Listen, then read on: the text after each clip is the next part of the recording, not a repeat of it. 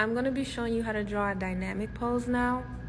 I'll start drawing my head between lines 0 and 1, but I'm going to tilt the head slightly towards the right.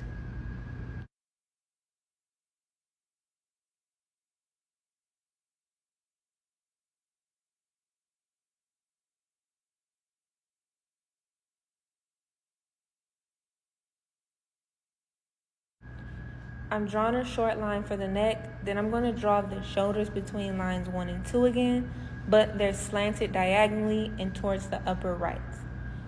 Now I'm going to draw my line of action. It's going to be an S curve. And then I will draw my rib cage using a U shape or a bowl shape.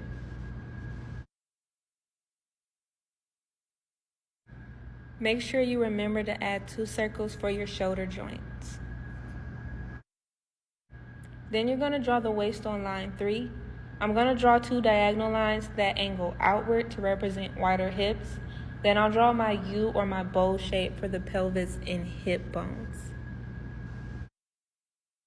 Add those 2 circles for the hip joints as well. I like to draw these 2 curved lines so I know the placement and the width of the pelvis, and so I know how thick the legs are going to be. Now for drawing your legs, they're still going to be between lines 4 and 6 for the right leg, but since the left leg is higher, it's going to be between lines 3.5 and 5.5. Then your knees will be on line 6 or 5.5.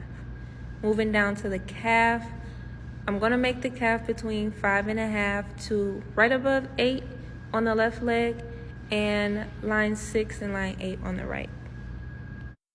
When I draw feet, I don't make them look realistic. I just like to draw this little duck foot shape or a paddle shape. The arms are going to be between lines 1.5 and 3. 3 is where the elbow goes. And then the forearm is going to go between 3 and lines 4.5. When you draw your hand, it doesn't have to look realistic.